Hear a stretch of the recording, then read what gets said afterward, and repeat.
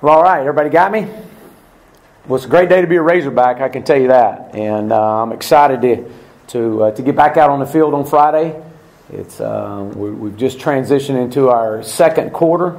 Matter of fact, this is our championship Monday day. And so we introduce our second quarter, and it starts out with second quarter mat drills. Coaches ran, introduced it on Friday. Had it this morning. That's why we're all a little bit hoarse, but I've been very pleased with the second winter conditioning under Coach True and our strength staff. It's amazing to see the transformation from year one going through it the first time, and now to where these guys are coming out of the second winter conditioning. So excited to see that. There is a noticeable difference.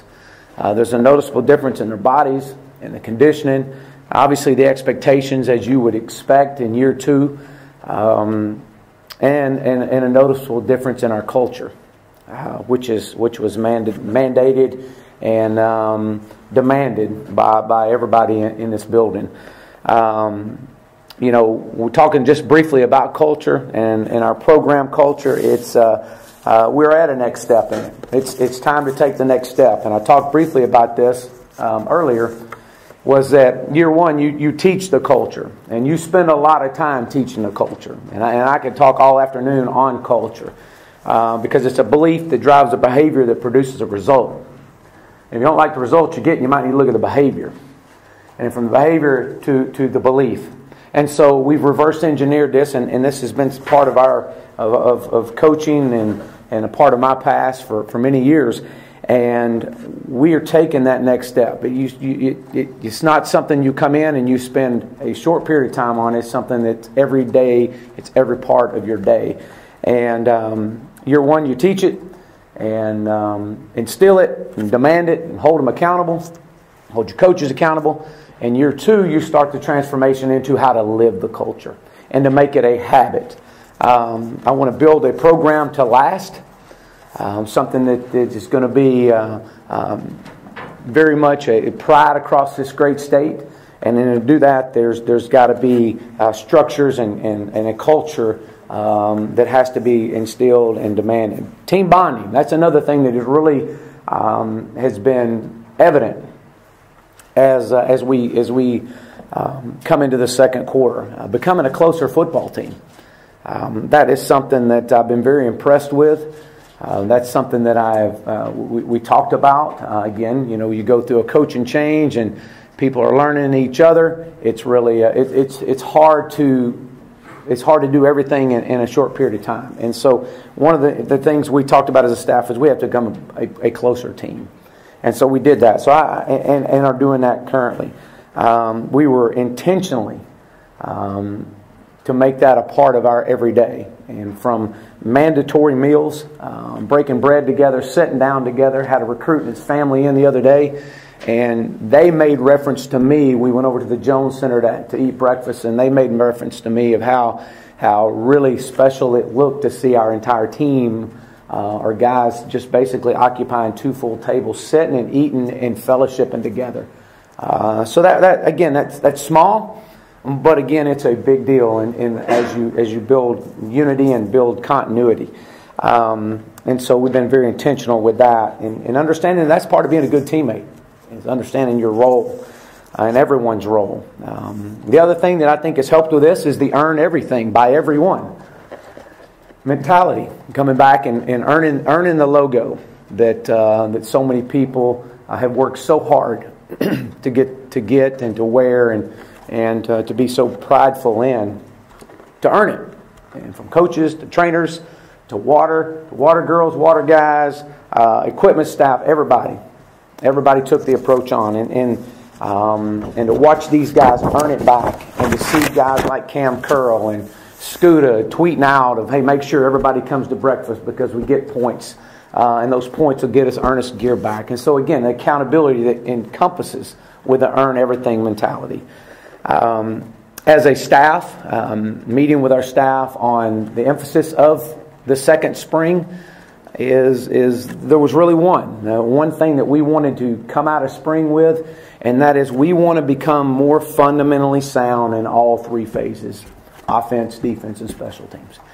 And that's I know that's a big net and it's a big umbrella, but it's in the grand scheme of things, what does fundamentally sound mean? That you got to be able to execute and at a very high level the small things that's asked of you. Start with special teams. I'm excited. Barry Lunny is our special teams coordinator. I felt like that the continuity of our staff, while we may not have been able to do that in year one because there was a lot of moving parts, the continuity of our staff has allowed me to move Barry in that position. And I know it's a collective effort. All coaches will be involved in special teams, but Barry will be the point person. I think we'll be more efficient in some areas. Daniel DePrado joins us from the University of Colorado, which will serve as our analyst in special teams. He's got an incredible background. He comes from a coaching family. He's coached at a high level and has been successful everywhere he's been. So we're really excited about his energy and excited about what he brings to this not only our special teams unit, but to our program. And Jeff, he's a great man and got a great family. Again, his dad's a longtime coach, and so I'm excited about having that. A couple things, special teams, that I really want to talk about is we got to create a positive culture for being on special teams. And that's something that it's got to be instilled from me down, and so I'm excited about that these guys understanding the importance of playing special teams, and having that culture set in this program that this is the end thing to be a part of.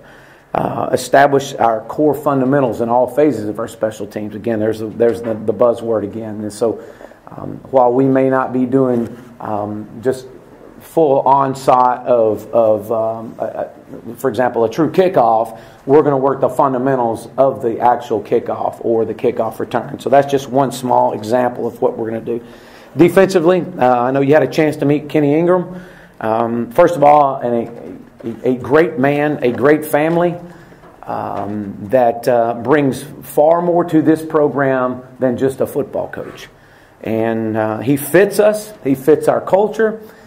He fits what we need, and I'm excited about his background. I'm excited about his positiveness and the energy that he brings in this program. A former high school coach, a legendary high school coach in the Memphis area, which is part of our footprint, and will be a genuine asset to us in recruiting. And we all know the quality and players that come out of the Memphis area. He played for Coach Caldwell, so there was a connection there, which is key. I'm excited about him, and then I'm really excited about how he's planning on developing his players both on and off the field. That's critical, and so we're bringing back a core group defensively. I'm really excited about. Obviously, we know Scooter and what he's brought to our defense. Sosa, Cam Curl, T.J. Smith, which has been an absolute phenomenal leader. Coming through winter conditioning, he and Scooter and Sosa have really stood out. Cam Curl has taken his experience and knowledge in my time around him since we've been back, and then tie that in with a talented group of young guys that maybe played a little bit, but man, this is their opportunity. And when you look at Joe Fouché and Miles Mason, Bumper Poole, Ladarius Bishop, and Jaquez McQuillan, guys that we feel like that are going to come in and have a really sound year, but we got to have a great spring out of these guys. So challenging these young guys. We know the early enrollees. Eric Gregory has been very much a standout, and watching him, and obviously he brings such a physical presence. Mateo Soli has done a really good job adapting and moves well. Zach Williams is another one that is going through and got here in January and has really stepped in and picked up and is everything we expect of him, as all these guys. Two guys I also want to mention that I anticipate these guys coming in and having an immediate impact is Devin Bush and Greg Brooks. These are two guys that are quick, have been very impressive through our mat drills. So I'm excited defensively. I know Coach Chavis, again, we talked just strictly about we got to become fundamentally sound defensively. And so before we can add all this stuff, we're spending a lot of time this spring on just the intricate details of mastering that position, your position. So offensively, as we've mentioned, we've got to create and expand on our offensive identity. I know Coach Craddock probably talked a little bit to y'all last week about that. It's something that I'm very passionate about. We got to get this offense right. We're going to get this offense right. And we weren't as productive in any way, shape, form, or fashion that was up to our standard last year. And so I expect that to be a major emphasis, getting back to just our identity. Having Ben Hicks here is going to help us. As also having John Stephen Jones and Connor Nolan and Dalton. I mean, those guys in their second year, you would expect you're in your second year, expect things to be better. But I'm excited about that. I think that what we've seen already from the time we've got here in January to where we are right now has been far in advance of where we've been. And I say that in regards to these guys, the extra work they put in on their own.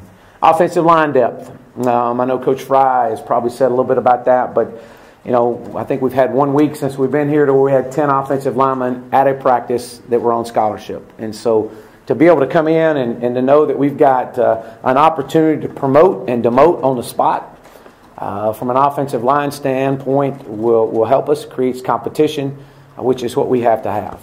And to really settle in from Myron, Cunningham, Chaboise, and Drew Vest, those guys being able to come in here and help us out with the addition of the guys that have played a lot of ball. I mean, we want to put some pressure on those guys. We want to create competition and to see how they're going to respond. We'll tell you this, Colton Jackson and Shane Clennon have done a exceptionally, they've done a really good job in quarter one.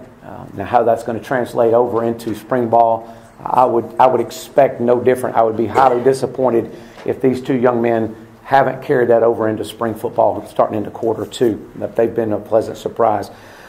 Our skill guys, especially at wide receiver, another area that we brought in, obviously Shamar and Trey Knox. Those guys have brought a lot of energy, and they brought a lot of competition to our wide receiver room. And what I have seen is this. I've seen Davion Warren and Deion Stewart and Mike Woods, Jordan Jones, Colin Jackson. I've seen those guys have to elevate their game even more. And so there's a sense of urgency, so to speak, in that wide receiver room, which was good to see. All of them rose their game, and that's what you want. That's why you go out and recruit. And I think you've seen the recruits we brought in this building. And continue to bring in this building. And it ain't going to stop. We're going to continue to recruit at a high level. And it's not to threaten anybody. It's to know that this is what it's going to take to get this program right. And because you create competition and you raise someone else's game is what you're after. And so our running backs, all of them are back. Rakeem Boyd will not be a part of spring. T.J. Hammonds is not on the team. So Rakeem is out. Devwall Whaley, Chase Hayden. This is a tremendous opportunity for these young men in their second year to elevate their game. And we know the production that we had at tight end, and to see C.J. O'Grady back, Grayson Gunner. We moved Chase Harrell from wide receiver to tight end. He's actually bulked up. I think he's about 235 right now. Looks good.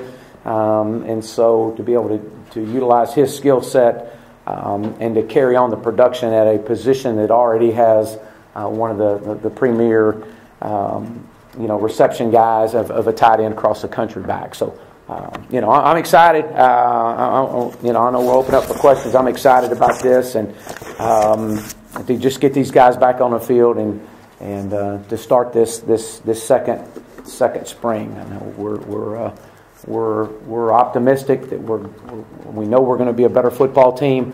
We're a long way away, and we got a lot of work to do. But we're going to take one day at a time and to get there. So with that, I'll open up. Raise your hand, get a mic to you. Hey Chad, so that Earn the Logo idea is kind of going viral across the country. How did that idea first come about? Every day counts on the last day. And, there's going to be a last day for what December looks like. And all those days, every day counted. And so we started that way. We started with the word every. And then we started with the fact that we knew we were going to redo our locker room, and that we were going to have to transition them out of that locker room. And so it turned into, wait a minute, we're going to be in a visitor locker room. Let's earn our way back. And then going back to some things that we've done. I've done in high school before.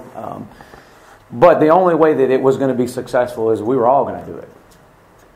We were all going to do it. And it wasn't just the players. It wasn't just the players and the strength staff. It was everybody. And so we started going with it and running with it. And when the players saw that, man, hey, Coach Morse is doing it too.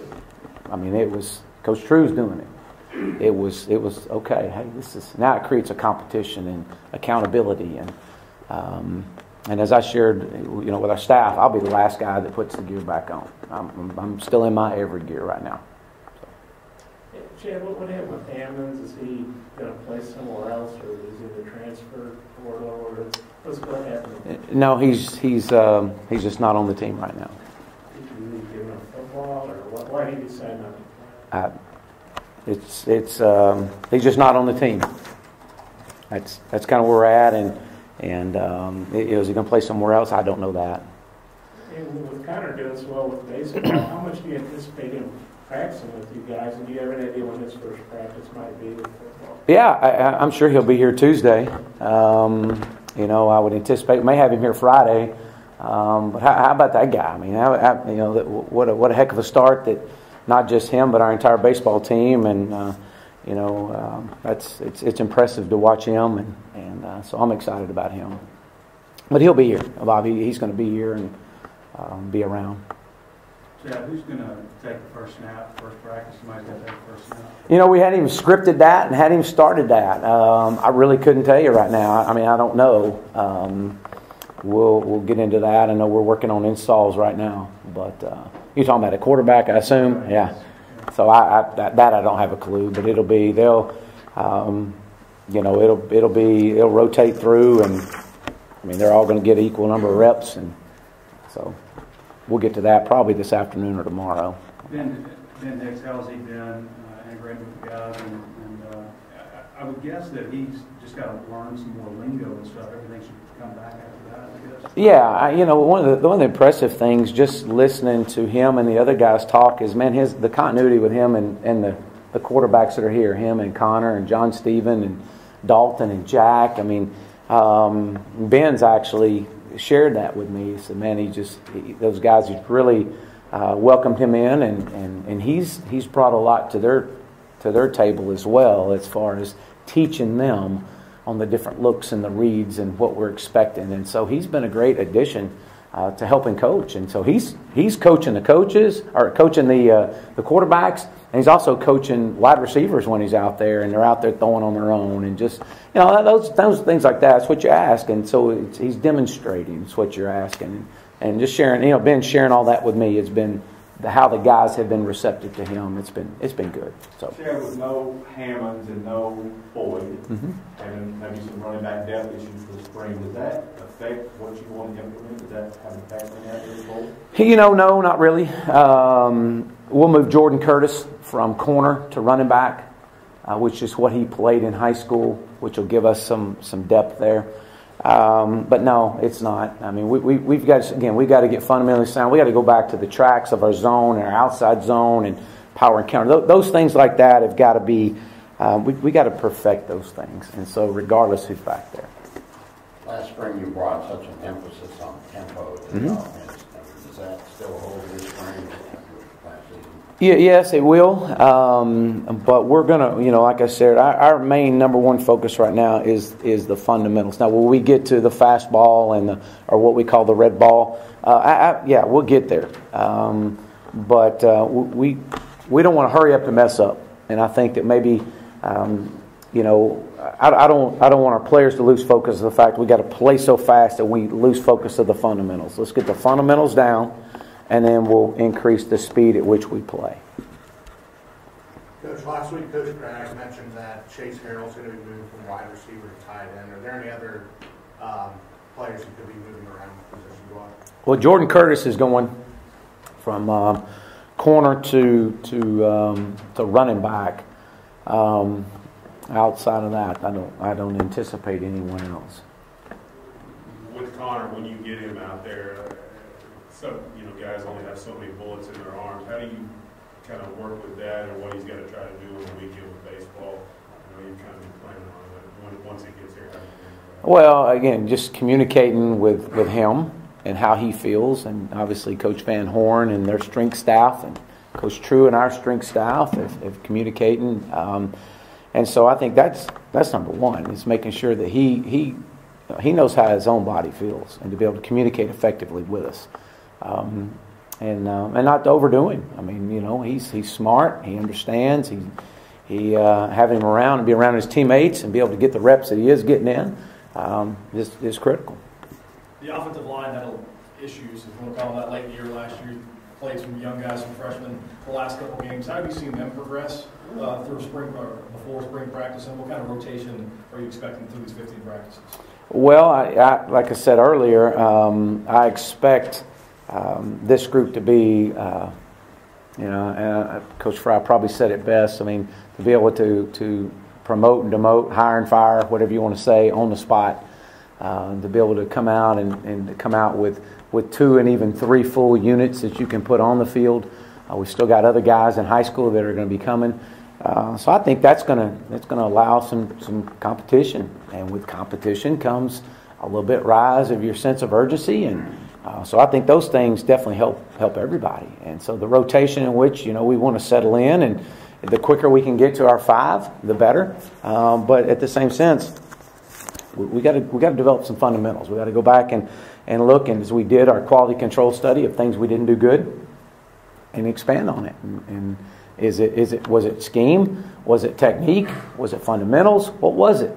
And so that's what we've spent the last several weeks going back and looking at, and then devising a plan of what is our one focus. I don't need 9 focuses, I need one focus. And it goes back to our fundamentals. We've got to get better. You mentioned Rakeem's going to be out this spring. I think we knew Brito and Briston. Are there any other guys that are dealing with injuries that aren't going to be able to go this spring? No. A no contact will be Hayden Henry. Micah Smith will be a no contact, but they'll be out there in drill work. Kirby Adcock with his hip will not be a part. Audrey Horn, toe, won't be out. But really, that's Cameron Vale with a foot. But that's really it, I think. As far as Scooter, just how much you kind of count on him being really the foundation of the defense? You're a big part of it. Yeah, a whole lot. He's taken on a leadership role that he's been challenged with through Coach Chavis and through myself, and to understand that you are a returning player that's an all-conference guy, that now we need you to elevate everything you do, and he gets it and he understands it, and not only that, but he's moving better than I've ever seen him move right now. Hey Jim, you said Connor Friday. You mean like the first Friday, like this Friday? Yeah, he probably won't pitch till Saturday. Right. So he could be out there Friday. I have not. Like I said, I hadn't gotten with him, but I would expect him to be around. If not, if baseball doesn't have anything going on, or they're traveling, or whatever that. They'll be playing, but he won't be pitching. Right. Right. And then, how are the early enrollees? How have they kind of integrated themselves into the program, and what do you expect from those guys this spring? Well, we slowly brought them in. I think that's another thing that we did really well. I asked our strength staff to give me 3 things that we did really well on in quarter 1. Today they shared that with me. Obviously, the mandatory breakfast it was huge. 2 was how we integrated the new Hogs and the early enrollees, the true freshmen and guys that are coming in, being a part of our program, and slowly integrating them in with everybody and bringing them into the fold. So you say, well, what do you mean by that? It's when they got in, you wanted to bring them and get them up to speed with everyone else, teach them the technique, show them and teach them our culture and what accountability means. And if you do mess up, you mess up in your small group here before we get you into the entire team setting.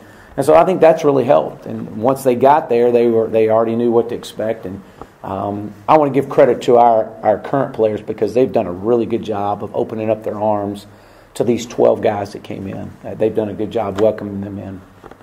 Coach, Connor Nolan and Coach Van Horn were appreciative that you came down and watched him throw, I don't know, maybe a bullpen or two. And Dave said you knew baseball and you had questions about what was going on and you seemed to be getting into the spirit of what they were doing. Can you recall those? And what's your level of baseball knowledge? I played it. Obviously, it wasn't quite as good as Connor, but yeah, obviously, I love baseball. I love all sports, and I love to watch guys compete, whatever sport it is. It doesn't matter, and maybe that's part of being a high school coach. You encourage your players to, if you can do multiple sports, man, you're competing. What part of competing at any sport do we not want? I mean, we want guys that want to compete, and that's why we encourage high school players across the country. Man, go play multiple sports, go compete, whatever that may be. Powerlifting, go powerlift. It doesn't go compete. And so to be able to watch one of our own and Connor going down and competing and watching how special this young man is, I mean, I'm excited. And they're having success and winning. He's going to bring a winning attitude back to us, man. Hey, again, you love those things. Will Justice Hill go through spring football? If so, at what position? Yeah, yes, he will. Obviously, we're going to get to the point of when he'll be out. We'll wait and see on all that. I've met with him, talked with him, and it'll be at the position that he feels that, and that we both feel that he can contribute. I've left it up to him. He wants to come out and whether it's corner, wide receiver, quarterback, running back, whatever it may be. We know he's an athlete that's had a lot of success, won a state championship, and again, anytime you can have a guy on your team like that, we're excited about. So now the thing is, I would anticipate him is probably going to be right before spring break, before he gets out. How does that work with him since he's not on scholarship now with basketball, but going on scholarship? How does that work with what? It doesn't, in effect, does. So he'll just come on over.